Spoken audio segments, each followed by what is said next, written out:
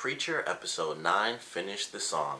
Now this is the penultimate episode because this upcoming Sunday is actually the first season finale, which I'm excited for. But this is a pretty cool episode. We finally figure out, we still don't technically know who the guy is, but we find out that the, not so back in time cowboy sort of soldier character is actually in hell and he's reliving the past over and over again.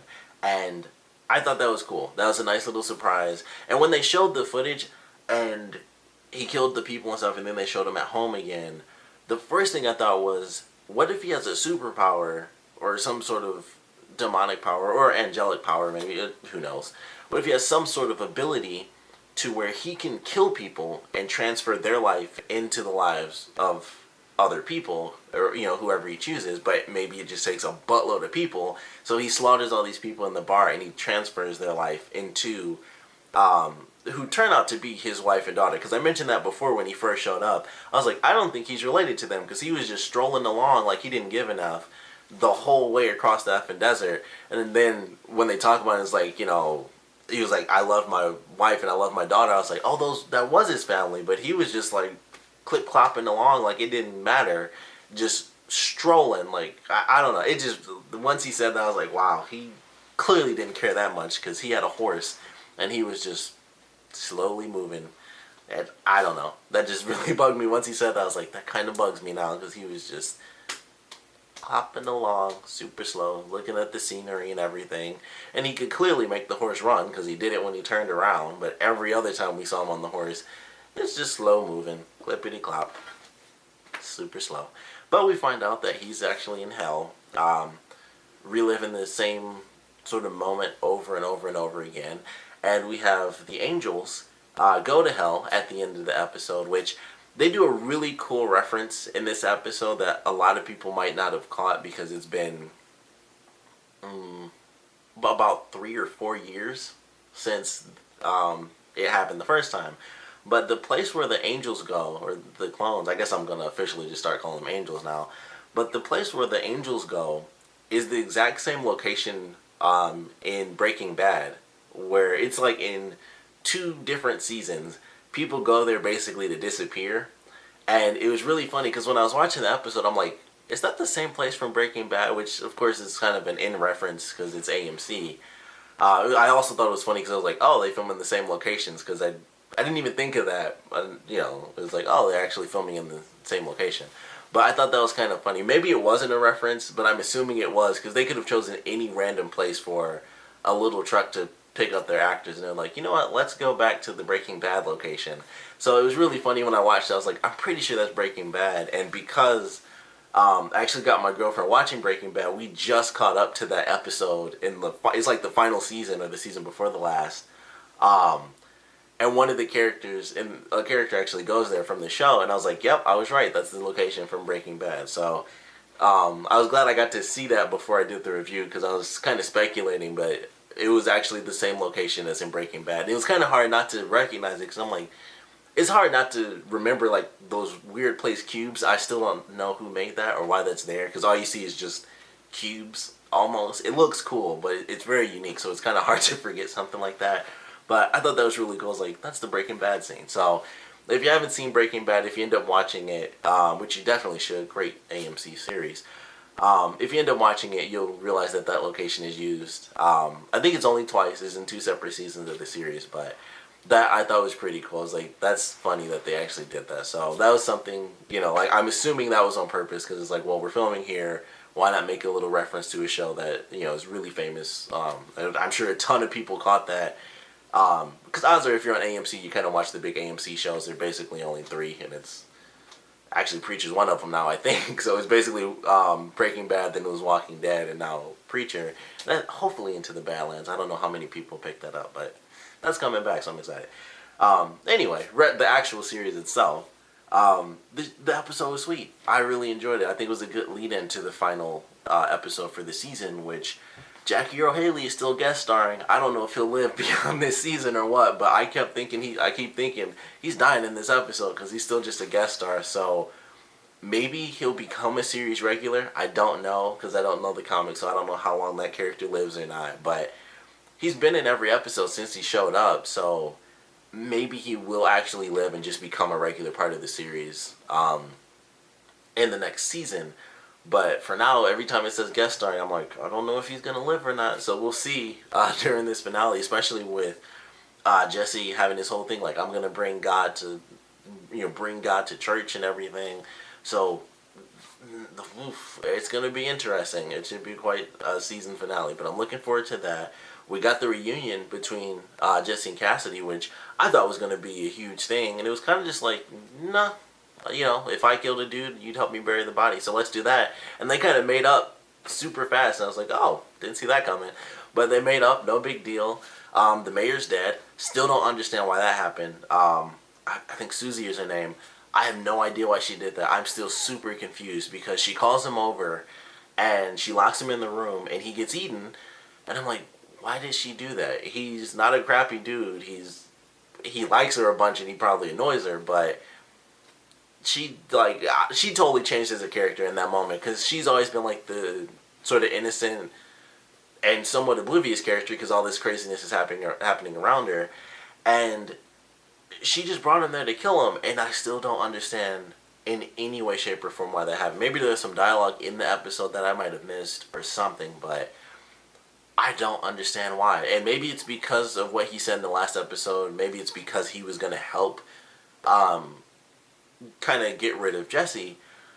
I don't know. I feel like that wasn't good enough. I guess he's the mayor and he's teaming up with the second most powerful man, in the town. So maybe that was the thing. And of course he'd have the sheriff. So that's the three most powerful people in the town going after Jesse. And I guess in her mind she's like, well, he's more important than them. So I don't know. I guess that's why she did it. I still don't know. They did the little flashback where he does say, or like the recap where he's like, I'm going to help them get Jesse. So I guess that is why she did it, but it still seemed crazy for her character. Like if that was Tulip that did it, it was like, I'm not going to let you get Jesse. I'd be like, I get that. It's Tulip. But for her to do it, it was just like, it was crazy. It blew my mind. I was like, wow, she totally threw him in there and the mayor's dead now. So that surprised me. She really changed as a character as far as I'm concerned. So curious to see where they take her, or curious to see where that's going to be headed. But I certainly thought that was a great transition for the finale. Like, I don't know where they're going. Maybe I just don't know. It was crazy. Maybe the mayor's not even a part of the main story. Who knows? I really don't know, because I know a lot of I've read some comments recently with us getting closer to the finale. I've seen some other videos. People mentioned that so far the show hasn't really followed the comic because our trio really sticks together, and in this they kind of haven't. So this is almost like a prologue where they've added a lot of stuff, and I read that they have actually added characters that didn't even exist in the show or in the comic. So maybe the mayor was one of those characters and he just wasn't even a part of the actual story, and now it's just like, no mayor. So I don't know. I'm not sure, how things are going to go, what we should be looking forward to, but I'm definitely excited for this finale. It was definitely a cool episode with some surprising little moments, and we get the revelation of the guys in hell, and the angels, go to recruit him. Clearly, he doesn't give enough because he's like, what do you want? And he's like, come with us and we'll tell you. Boom, blows him away, and then it's like, what do you want? So I already like him a little bit more because he's also been in hell, so maybe he's a little on edge. Like a tiny bit, he's probably on edge. But I just love the way they did that, so I'm excited to see him come out. I know like the tiniest bit about his character, and I haven't said anything, but basically when I first saw the first episode, or the first one he was in, I was like, I need to look up a little bit about this just to know where we're headed. So I know a tiny bit about him, but I'm excited to see where they take him for this next episode, and really what we should expect, because it's been a pretty crazy first season, and now they're leading into kind of the actual content of the comic book, which I know gets much crazier. Like, it's much more in depth with kind of the angel stuff and demon stuff. So I'm looking forward to that, and we'll see what happens. Jesse has an angel hand now from one of the dead angel clones, so we'll see where that takes us. And plus we have the woman. We actually find her because I mentioned that before. Like, they mentioned they chopped her up and stuff, and I was like, well, clearly she hasn't come back, so somehow they kept her alive. But basically they just put her on ice so she couldn't bleed out, and she's just in there, no limbs, and she has the sheriff kill her. And he seemed, maybe it was just me, But when he was choking her, it seemed like he went a little crazy with the choking, because he was like, you know, he could have choked her and then he was crying, but it seemed like he was just like choking her like this, where he's like just shaking like, I need you to die.